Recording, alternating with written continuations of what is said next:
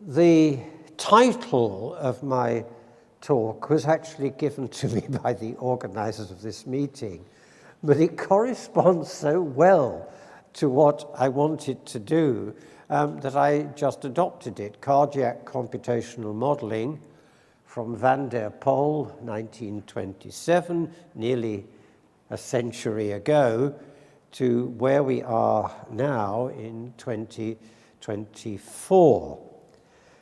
So let's go to the Van der Pol equations. The paper was published in Nature in 1927, but actually, to get to be exactly a century, they already had the ideas in 1924. And it's the equation for a relaxation oscillator. And Balthasar van der Pol at that time was an electrical engineer working at the big company Philips. And it is, of course, an equation for a form of limit cycle, an attractor to which a system moves from almost any set of initial conditions, provided they're within a certain range. And I think this equation, as you can see from the simulations, it's a remarkably good mathematical analogy for electrical heart rhythm. But of course, it has absolutely no biophysical experimental basis. They were simply attracted by the obvious similarity between a relaxation oscillator and the processes of electrical change in a real cell. The next stage in my talk is what was the situation when I came into this field in 1958, which is 2/3 of a century ago. Yes, you can work it out. It is almost exactly that. And I was invited as a young research student to work with Otto Hutter, who at that time was investigating anion currents in skeletal muscle. And we decided we'd do the same, that is, investigate anion currents in cardiac muscle. And I said at one point, after we'd published a paper or two on the anion currents in cardiac cells, by doing what Edward Carmelite was also doing, which is to replace chloride with various impermeant ions, and so characterize the chloride conductance of the cell. And I put the question to Otto at one point, Otto, why are we investigating anion currents when, as I understand it, because I'd been studying the Hodgkin-Huxley equations and trying to understand them with really quite, at that time, minimal mathematical expertise, as I understand it, it's the cation currents that we should be investigating. So, okay, Dennis, we investigate the potassium currents. And that's exactly what we got into. And we ended up with very similar results to what Edward Carmelite also obtained, which was evidence for the potassium inward rectifier. You can see it in his data. This is the difference at positive potentials that shows there's a huge chloride current, and this is electrical resistance, so the fact that as you depolarize the cell, the resistance goes up corresponds perfectly to the fact that if you do current voltage relations in sodium deficient solutions, or nearly free sodium solutions, which is what Otto and I were doing, what you get is initially a big drop in conductance, a big increase in resistance, which is what Edward Carmelite was observing. But we noticed there were two processes here, because what happens when you depolarize up to a certain point is you get an almost immediate change in conductance, a great reduction in conductance. It is what we call an inward rectifier. That wasn't entirely new. Bernard Katz had also seen the same phenomenon just a year or so previously in skeletal muscle. But what we also found was a very slow increase in conductance in strong depolarizations. And that led me to something that shocked Otto Hutter thoroughly, because I said, Otto, I think with this data, we could surely, with the Hodgkin-Huxley sodium equations, we could work out whether this gives us the Purkinje fiber cardiac action potential and pacemaker potential. He was so shocked that he told me, well, look, Denis, I'm supposed to be your supervisor. What I can tell you is, one, you will be on your own. I know no mathematics. Two, I have no idea what kind of computational work you're going to do, and I don't know what you will need. I can only recommend you to go to Douglas Wilkie, who was working in the department at that time on muscle mechanics, following in the footsteps of the great biophysicist of muscle, A.V. Hill, and you'll have to learn from him what kind of computational facilities there are in this department. And finally, when it comes to writing a thesis, you'll also be on your own, because if you do this, you will have Alan Hodgkin as your examiner. Well, I thought with all of that discouragement, well, I call it discouragement. Actually, Otto was easily one of the best supervisors I could have had. One, because he encouraged a student to go off on his own to do his own thing. And that was terrific. So I looked around the department and I consulted Douglas Wilkie, the muscle mechanics person, what kind of facilities are there in the department for computation? He said, Andrew Huxley is using this. It was a Brunswiga hand calculator. Andrew Huxley took around 6 months to compute 2 milliseconds of the nerve action potential, and Doug Wilkie was proposing to me with an action potential that lasts around half a second, and then the pacemaker depolarization another half of a second. You can work out the maths. With this, you would end up taking years to calculate. So I discovered there was, in fact, a very early mercury valve computer in a big basement near University College London. And so I went to the computer people and I said, well, I've got a few equations I want to solve. And they said, well, yes, but you're a biologist. You see, the particle physicists, the astronomers, all the physics people were using this massive machine on which time was extremely precious, because by today's computational standards, it was extremely slow. It took 2 hours to compute a single action potential, but that was much faster than taking about 12 years. So it's what I got into. But their other big block to me was Mr. Noble, because that's what I was then.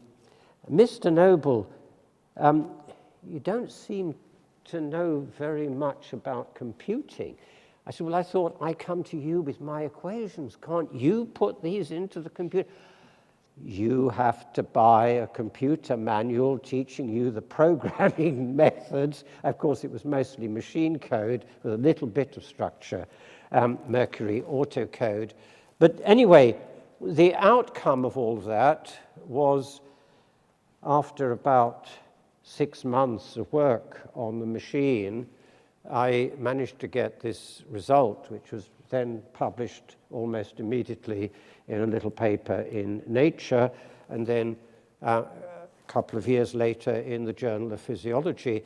And it is a remarkably good, even though I say it myself, it's a remarkably good simulation of the cardiac Purkinje fiber action potential and the processes, biophysically detailed processes that it uses. And that was done with the sodium current using the Hodgkin-Huxley equations and potassium current equations that I developed myself. Now, that looks extremely good. Moreover, at the IUPS Congress in Leiden in 1962, I presented the evidence that the model can reproduce all of Silvio Weidmann's conductance measurements and various other things that he did, including all or nothing repolarization, you name it, it reproduced it. So it raises a very interesting question. What then was wrong? Well, the answer is a lot.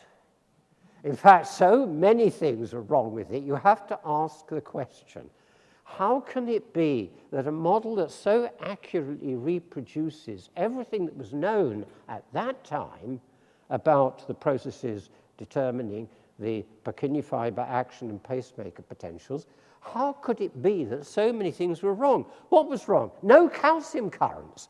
Those were discovered in 1967, 4 or 5 years later, by Harold Reuter. The rhythm, and this is very important to what I'm going to say in the subsequent part of the talk, the rhythm is extremely fragile to any gene knockout or protein block. Any one of the components would stop the rhythm.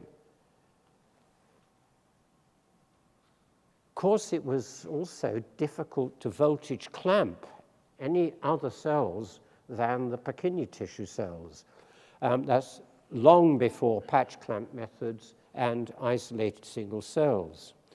Furthermore, sinus node rhythm occurs at a range of membrane potentials very different from Purkinje fibers. We didn't know then that actually the mechanisms were very significantly different.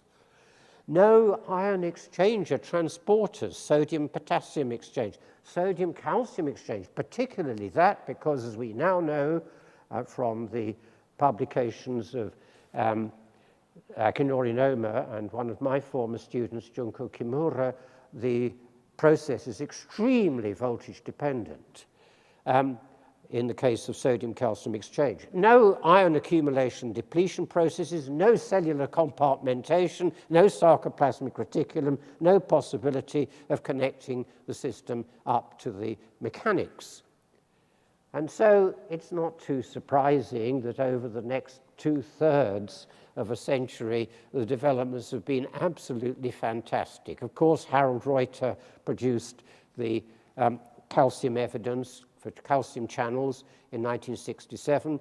Dick Chen and I found more potassium channels leading to the McAllister-Noble-Chen model in 1975.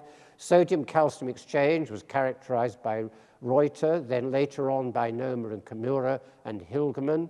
The IF channel, as Peter has already told us about, was discovered by Dario Di Francesco in 1980 and worked on in my laboratory by my wife Susan Noble and Hilary Brown. And of course in Japan, similar experiments were revealing the same process, which they called the hyperpolarizing, and therefore the IH current. We called it IF, and so that's what it became called. That led to the development of the 1985 Purkinje model, which I will come on to in just a moment. Also to the first move out of modeling just the Purkinje fibers, the atrial model that Don Hilgerman and I developed in 1987.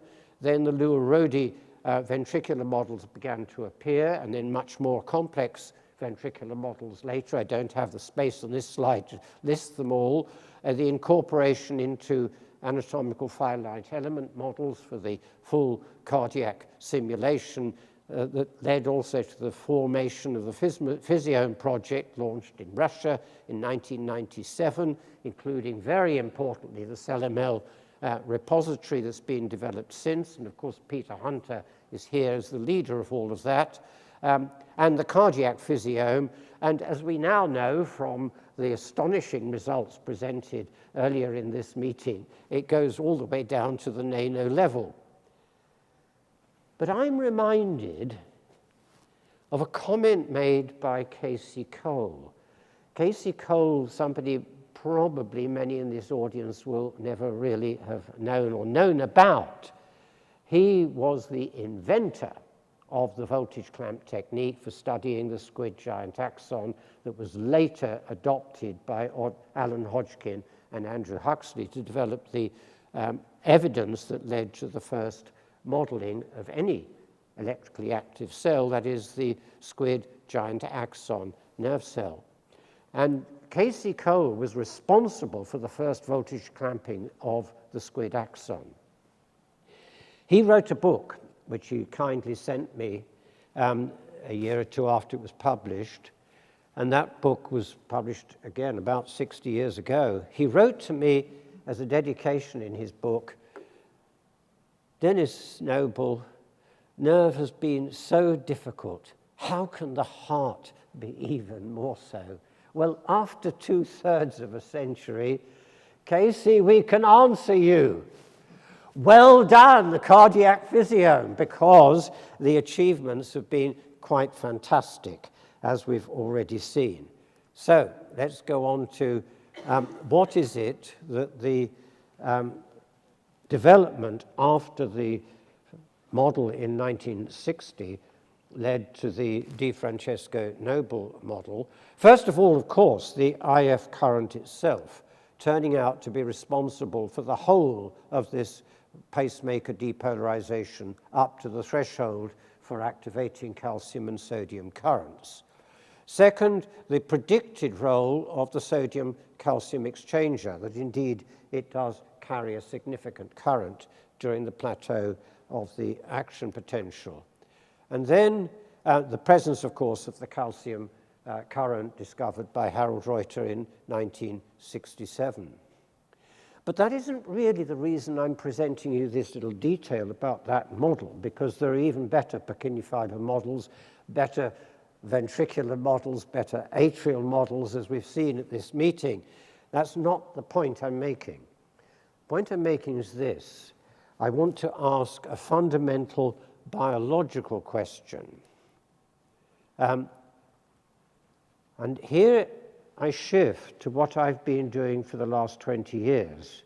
You see, I retired from my professorship at Oxford University in 2004, which is exactly 20 years ago.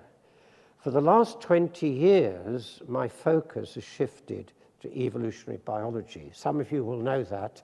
Many of you probably will not. And I have an evolutionary biological twist in the tale of this story, because that model and the sinus node models based on it show a very important property, which has turned out to be extremely important to the reason why I shifted my focus 20 years ago to evolutionary biology.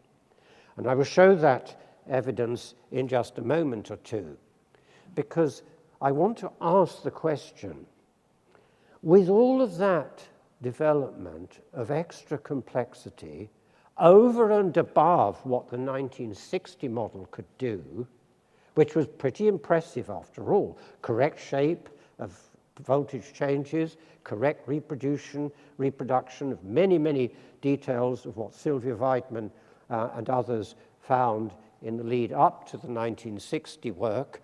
Why do we need to have so much complexity? And so it raises an important question. What could have been the evolutionary advantage of doing that? Because, as any evolutionary biologist will tell you, there has to be a good functional reason why something survives. It costs energy to produce more complexity. So what do physiological models contribute to this question? And what I'm going to show you in the second part of this talk is this absolutely fundamental, because they question the very basis of what we as biologists have been doing for the last 20 years. Well, not us personally and not you, but the people who, let me put this diplomatically for a moment, the people who have cornered most of the funding have gone right down to the molecular level, and as far down as they can, what they've been doing is to sequence genomes. Now, very important to do that. Let me make this very clear right at the beginning. Very important to do that because it's turned out that it can tell you whether you've got an aunt in America which you didn't know about. It can tell you many, many things about your genealogy. It was not presented, though, as being on that basis that we spent billions on sequencing people's genomes. Moreover, what I'm going to show you is that the answer that computational biology gives to that is fundamental to the interpretation of the genome-wide association studies, because association scores do not reveal causality. Physiome modeling, together with the biophysical basis on which they are constructed, can do precisely that. That was pointed out by a little article that Peter Hunter and I published in the journal Epigenomics in 2020. So the rest of this presentation is going to give the evidence for the statements I've just made.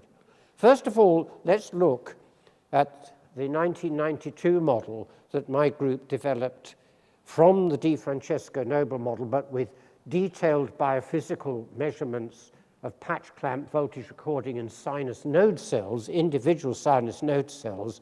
And what we're doing here is a very interesting experiment, because what it shows is that as you block one of the major components that's generating most of the depolarizing current to generate the rhythm, that's causal, of course, not just an association. What we find is that as you reduce it and eventually completely block it, the change in frequency is very modest. It's only about 15%.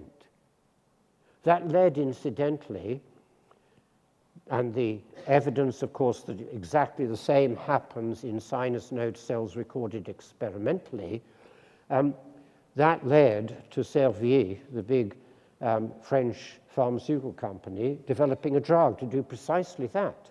And of course, it's ivabradine, and it's turned out to be very useful in patients who need to have the cardiac frequency reduced, particularly in exercise, and it does exactly that in those conditions. Now, what I want to point out here, that's an association score of only about 15%. But that process can generate the rhythm on its own. You can see what I'm getting at. There's the difference between association and causation. Furthermore, the modeling work can do something very interesting. It can work out precisely how that happens. I'm drawing a constant line at a particular voltage underneath the simulation of voltage. And you'll notice that what's happening is that the maximum diastolic potential goes further and further negative. And as we all know, activation curves of ion current mechanisms can be very steep, and the IF current is precisely that kind of current. And what therefore is happening is that modest change in voltage is generating precisely what is needed, which is to knock in the other mechanism and give you a maintenance of rhythm despite complete block of one of the components. You can do the reverse experiment. You can block the IF current, and ivabradine does exactly that. We used other ways of doing it before the development of ivabradine, and what that will show is just the reciprocal of this experiment. It will show you that, again, the system is robust. Robustness was the issue I put to the author of The Selfish Gene, Richard Dawkins, in a debate with him just 2 years ago in a big cultural festival of science and philosophy in the United Kingdom. And I said to him, Richard, this means that your associations that you're talking about when you talk about a gene being causal are not causal at all.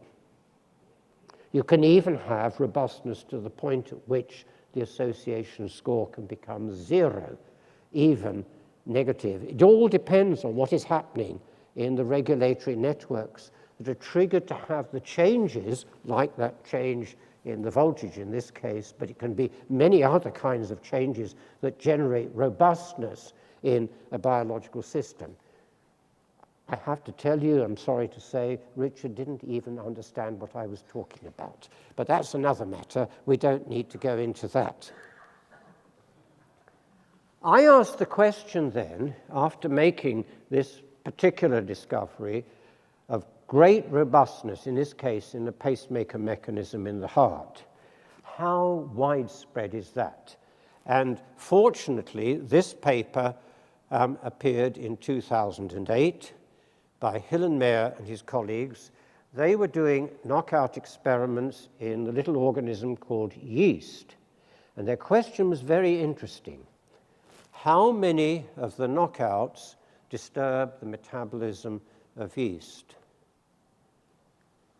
80% of the 6,000 genes in yeast can be knocked out with no effect whatsoever under normal physiological conditions. Moreover, again, remember the difference between association, which is all genome-wide association studies can tell you, and causation, because they also showed that under conditions in which you change the nutritional environment of the yeast, most of those changes that were silent for those knockouts under normal physiological conditions then revealed their causality.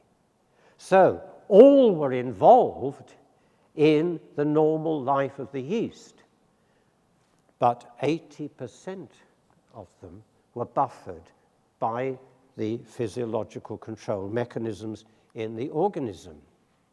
And this has led, of course, many geneticists away from the idea that we had that I think motivated the Human Genome Project, which was find the gene for the problem, find out how to manipulate the problem if it's a pathological problem, and then you've got the solution to curing that disease.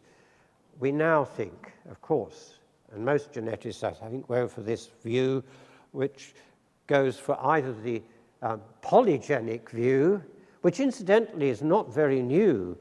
Even the founder of the modern synthesis of evolutionary biology, Julian Huxley, referred to a polygenic interpretation of the relationship between genes and function way back in 1942, and he repeated it in his second edition in 1963.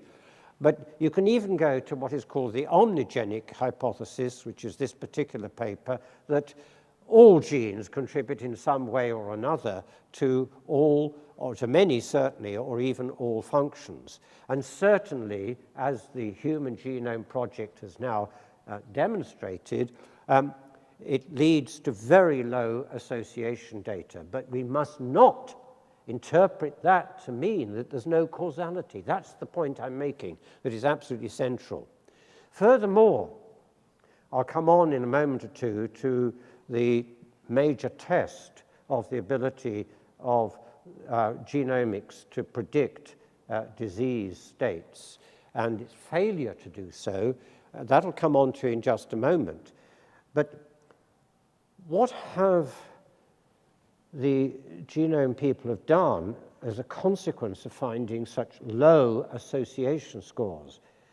Well, what they've done is perhaps the only thing they could do, which is to say, okay, we've got many genes being involved, so we go for the polygenic or even the omnigenic hypothesis. Let's add the association scores together. For association between this particular gene variant and the various disease in this particular disease, and you get a polygenic score of association for that particular disease. Well, the first thing I want to say, come on to whether it works, that's just later on. But the first thing I want to say is not valid. As we all know, the physiological control networks don't work linearly. If you interfere with it, it's a non-linear process. So in one sense, the linear addition of such data is not a valid procedure. Even so, I will show that it doesn't work. I think we have to face the uncomfortable fact that the gene-centric views of development and of evolutionary biology, which is the basis of the neo-Darwinist view and the modern synthesis view, need completely revising. Now, I want just to explain why that is important as a distinction between association and causality in a little bit more detail. This is from a paper that Peter and I, together with two others, published on systems biology and approach way back in 2010. We represented the situation, DNA down here, the environment there, phenotype up here, all interacting with the biological networks, the signaling pathways, and so on, that enable function to occur in any organism. And for completeness, we included, of course, this supposed arrow directly between DNA and phenotype. But that really needs to be eliminated. There is no direct link between DNA and phenotype. All the changes that occur down at the DNA level have to go through the biological networks. So let's imagine a single knockout being represented by its arrow. We've knocked that one out. The networks, in a case where the score is either 0 or very small, something is clearly adapting in the physiological networks, just as we showed in the pacemaker rhythm case, which is that something within the network itself automatically enables the other processes to kick in that keep the function going. That's the robustness which we discovered earlier on. And you may need then to have more than one knockout. I'm suggesting 2 here, but it could be 3, goodness knows how many, in order to get through from DNA to the phenotype. Most knockouts and mutations, as we found in the study in yeast, and as the genome-wide association studies have shown, with most genes having very low association scores for correlation with pathological conditions, most of the knockouts and mutations are buffered by the networks, except, of course, the rare monogenetic diseases that affect around 5% of the human population. Those have to be obviously regarded as the exceptions. Seems to me they must be the ones that remain after the evolutionary process has done the best it can to eliminate what some people call bad genes. I've got problems with that particular terminology, but let's put that to one side. We go straight on now to what do we do now? That was the challenge, incidentally, that Nature gave me just earlier this year, the journal Nature.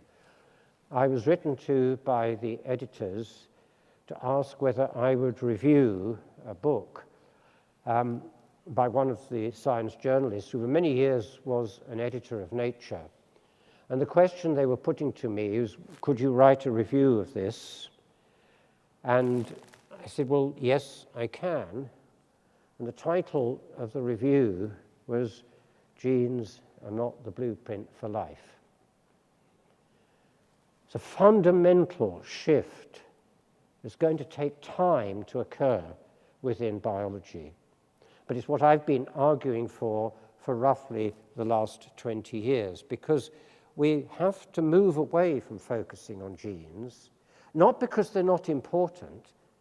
We can't make the proteins that we need for the physiological networks to work without the genes providing the template that enable RNAs to be made, that in turn enable proteins to be made. But what we've demonstrated, I think, clearly enough now, is that that doesn't give you an ability to predict the organism from the genome level.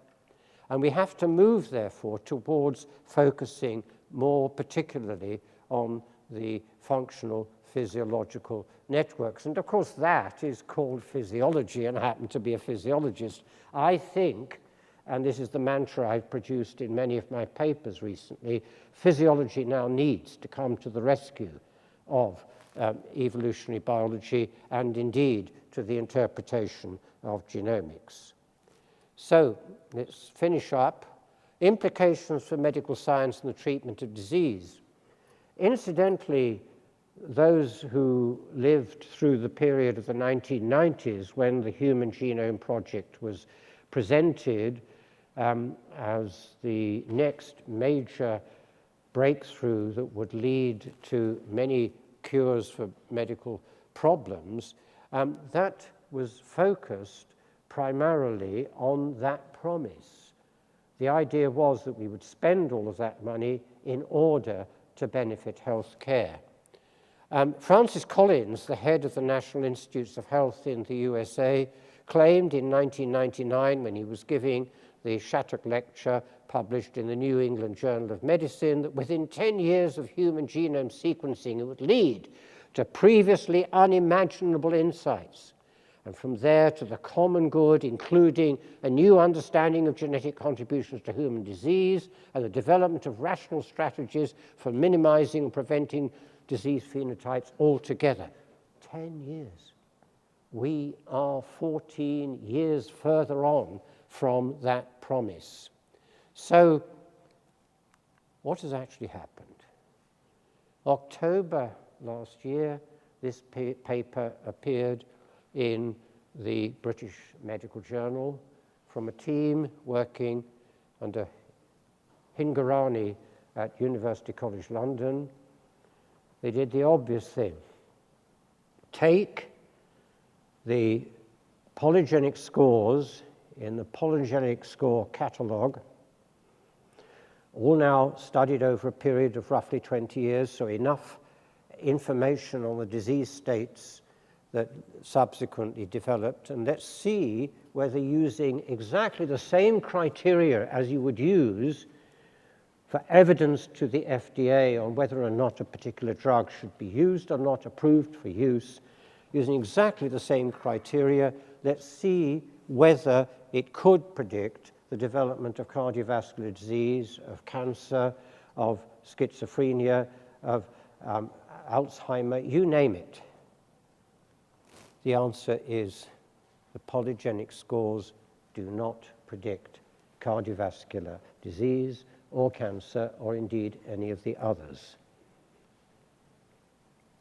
I pause at that point because I think that's a very sobering result. Remember what I said earlier on, the polygenic scores are not really entirely valid, so there's a little bit of wobble room there possibly to try and reinterpret that data because systems are nonlinear. So just adding the scores together is not really a valid procedure, but it's still, nevertheless, even doing that, you don't get the predictive value. So I want to come to a positive note on which to end this talk. For the Physiome project, which I think now has to come to the rescue not only of what it is that physiology generally can achieve by adding the insights that come from the ability to model those processes, that I think is going to become increasingly important now in medical research. So I think that's the good message for this community. We are now the group that has to take the responsibility for what needs to be done in the future. But I want to ask a final question before I round this presentation up. What, nevertheless, despite all of that 2/3 of a century of phenomenal advance, the evidence for which we've seen abundantly at this meeting, what exactly is missing? And I'd like to suggest something that's arisen out of my focus over the last 20 years on the fundamentals of biology and on particularly evolutionary biology, and that is this question of stochasticity. You see, standard evolutionary biology will tell you this. Yes, organisms experience stochastic variations in their genomes. They're called mutations, of course, in the DNA. And of course, there can be stochastic variations at epigenetic levels and at all other levels. So that's where stochasticity is, but we can do nothing about it. We just have to suffer it. That's the standard theory, that there is no direction to any of those mutations, and that therefore the process will occur entirely by the process that Charles Darwin outlined in 1859, which is the process of natural selection. Well, I'll tell you something very interesting, and I don't think here Richard Dawkins and I would disagree. That process would take longer than the whole period of existence of the universe, and many times more. You can do the calculations. I don't need to go through those at the moment. Something, therefore, else must be occurring. And I think the best way to look at this, that we can look at it from the point of view of computational biologists, is that stochasticity is not just noise. It's not just noise because it can be functionally harnessed by many of the processes that develop the physiological control networks. Now, you don't need me to tell you that. Just think what was happening during the pandemic. A new virus arrived.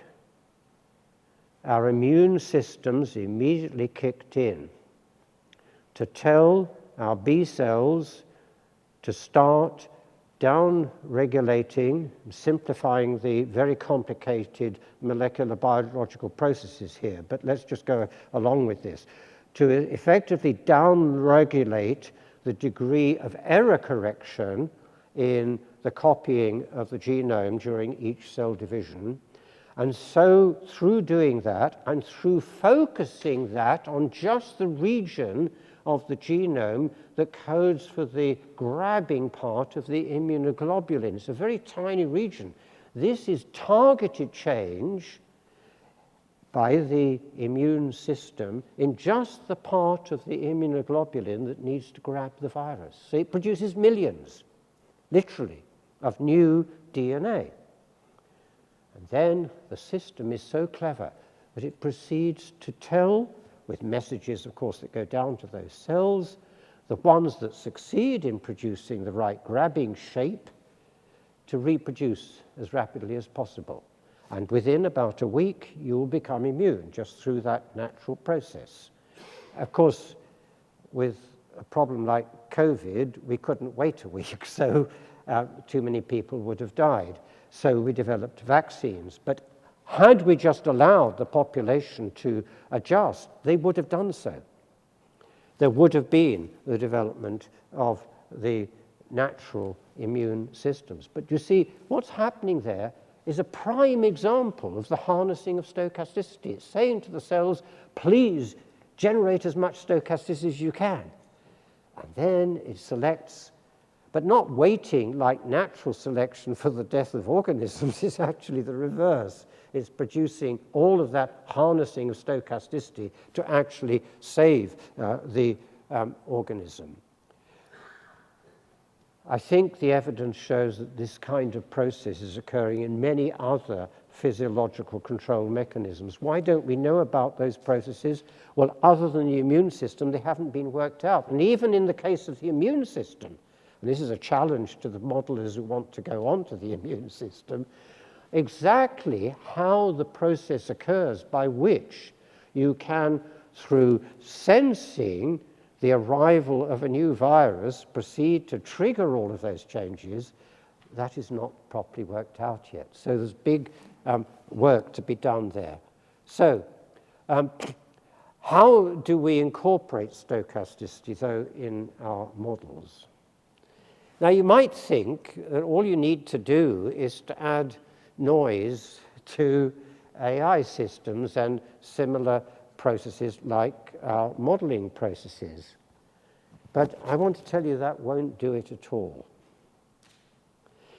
You can do something very interesting by adding noise to simulation processes. And interestingly, that's been shown by Tim Palmer and others working on prediction of weather processes, also subject to a huge amount of stochasticity. Usually, the weather prediction algorithms, using the huge amount of data that's accumulated, can predict reasonably well over a period of a week to 2 weeks. He showed something very interesting. If you degrade the computers so that noise is naturally generated, you can predict for much longer. You make the short-term prediction become less good, but you make the longer-term prediction even better. But the important point I'm making, yes, you could enable AI systems to do something like that, but that is not how the biological system works. We are not simple algorithms of that kind. We are water-based systems.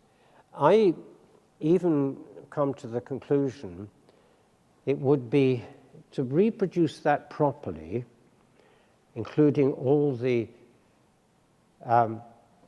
let's put it, all the non-digital way in which organisms work, in particularly harnessing the stochasticity at a molecular level where you've got Brownian motion disturbing all the molecules in a regulatory system.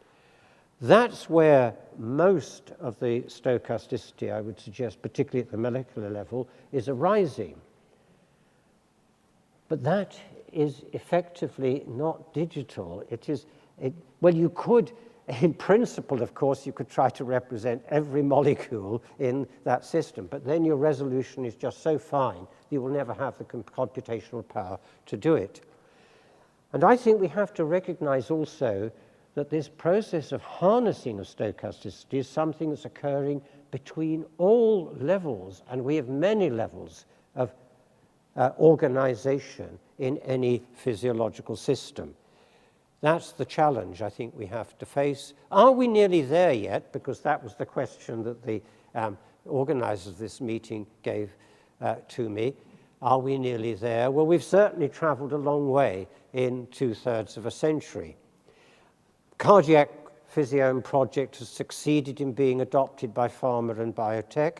It's also succeeded in clarifying gene-function relationships and the causality or non-causality involved there. And I think this project is now at last taking off of great relevance to the future of healthcare. And is the Physiome project a process that ever stops? Because the question, are we nearly there yet, sort of implies there might be a process in which we can say, well, thanks, chaps, we've finished, we can now all go home. I think the answer is no, very definitely not.